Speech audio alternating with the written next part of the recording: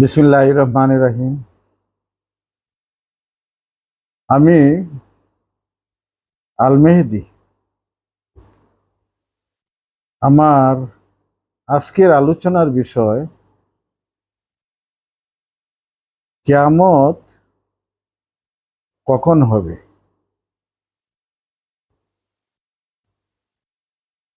আজকে আমার আলোচনার বিষয় কিয়ামত কখন হবে। কিয়ামত কখন হবে এটা আমরা জানি না। নবীজি কিয়ামতের আগের কিছু আলামতের কথা বলে গেছেন। এই ইতিমধ্যে বেশ কিছু আলামত পরিলক্ষিত হয়েছে। সামনে হয়তো আরো কিছু আলামত আছে যেগুলি সংগঠিত হওয়ার পর কিয়ামত হবে। তবে আমি সেদিকে যাব না। আমি কিয়ামতের বৈজ্ঞানিক ব্যাখ্যা নিয়ে আলোচনা করব।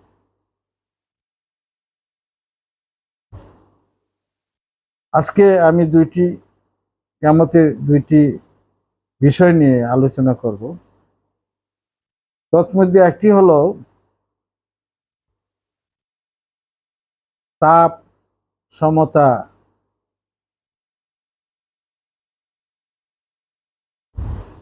তাপ সমতা এক এক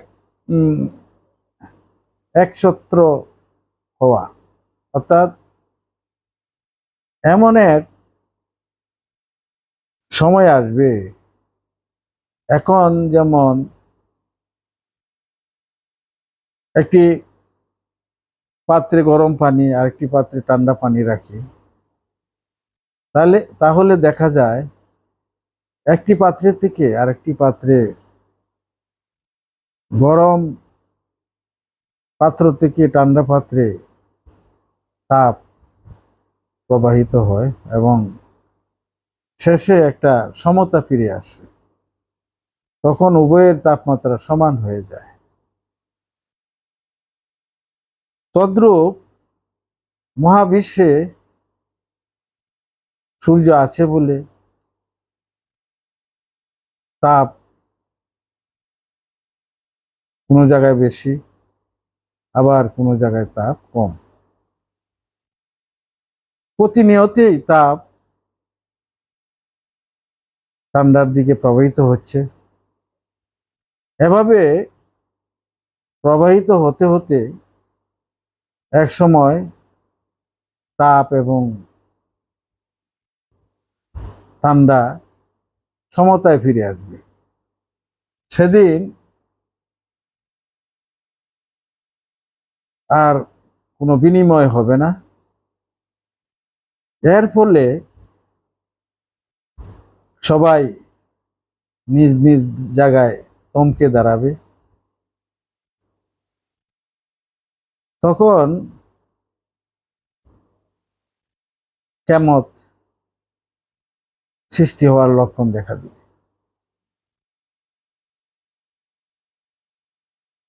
এটি হলো তাপ সমতার ফিরে আসার লক্ষণ। কখন সেই তাপ সমতা সমান হবে এটাও আমরা বলতে পারি না। তবে এতটুকু বোঝা যায় যে তাপ দ্রুত ঠান্ডার দিকে চলে যাচ্ছে। যাই হোক, আমরা লক্ষ্য করব কোনো এক সময় হয়তো তাপ সমতা সমান হয়ে যাবে, তখন পৃথিবী ধ্বংস হয়ে যাবে বা কিয়ামত অনুষ্ঠিত হবে। আরেকটি উদাহরণ হলো পশ্চিম দিকে সূর্য উদয় হওয়া। এটা আমরা ধর্মীয় ব্যক্তিবর্গের মুখ থেকেও শুনে আসছি, কিন্তু সেটি কেমনে হবে? আমি বলি, এই মহাবিশ্বের গ্রহ নক্ষত্র গুলো একটা কমন বেরি সেন্টারের চতুর্দিকে ঘুরছে। তাপ সমতার মতো কমন বেরি সেন্টারের চারপাশের যে গ্রহ নক্ষত্রগুলি আছে তারা প্যারালাল, কেউ কারো থেকে বেশি কম নয়। উদাহরণ দেওয়া যায়, একটি নিক্তির বা দাঁড়িপাল্লার এক পাশে কোনো পাশেই যদি কোনো ভারী জিনিস না থাকে, তাহলে মাঝে ধরলে সেটি সমান থাকবে। আর যদি কোনো একটি পাল্লায় একটি বস্তু দিয়ে দেওয়া হয়, তাহলে একটি উঁচু হয়ে যাবে, একটা নিচে দেবে যাবে। তো কমন বেরি সেন্টারের চারপাশে যে গ্রহ নক্ষত্রগুলি আছে সেগুলি এমনই একটি সমতার মধ্যে আছে যে তারা কারো দিকে কোনো সময় ঝুলে যায় না। কোনো এক সময় হয়তো এই কমন বেরি সেন্টারের চারপাশের কোনো একটি গ্রহ কিংবা নক্ষত্র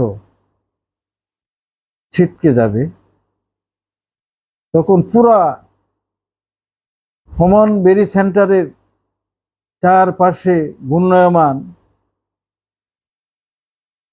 পুরা প্রক্রিয়াটির মধ্যে একটা গোলযোগ দেখা দিবে। এই গোলযোগ দেখা দেওয়াতে আমরা যে সৌরজগতে বাস করি সেই সৌরজগতেও একটা বিশৃঙ্খলা দেখা দিবে, এবং তখন এই বিশৃঙ্খলাতে একটা পাক সৃষ্টি হবে। পাক সৃষ্টি হয়ে সূর্য যেখানে ছিল সেই কমন বেরি সেন্টারের যে পাশে সূর্য ছিল, তখন সূর্যটি উল্টো পাশে চলে যাবে। এর ফলে সূর্য পশ্চিম দিকে উদয় হওয়ার দৃশ্য দেখা যাবে, এবং সারা বিশ্বে, মহাবিশ্বে একটা বিপর্যয় নেমে আসবে, এবং গতি তখন স্থিমিত হয়ে দাঁড়িয়ে যাবে। গতি, মহাশূন্যে সকল গ্রহ নক্ষত্রগুলি গতির জন্য শূন্যে টিকে আছে। সেদিন গতি যখন স্থিমিত হয়ে যাবে, তখন একটি গ্রহ আরেকটি গ্রহের সাথে, একটি নক্ষত্র আরেকটি নক্ষত্রের সাথে, একটি গ্যালাক্সি আরেকটি গ্যালাক্সির সাথে, একটি ছায়াপথ আরেকটি ছায়াপথের সাথে সংঘর্ষ শুরু হয়ে যাবে। সেদিনের সেই সংঘর্ষ ভয়াবহ রূপ নেবে, এবং এতেই কিয়ামত সৃষ্টি হবে। সুতরাং আমরা ধরে নিতে পারি কিয়ামতের আগে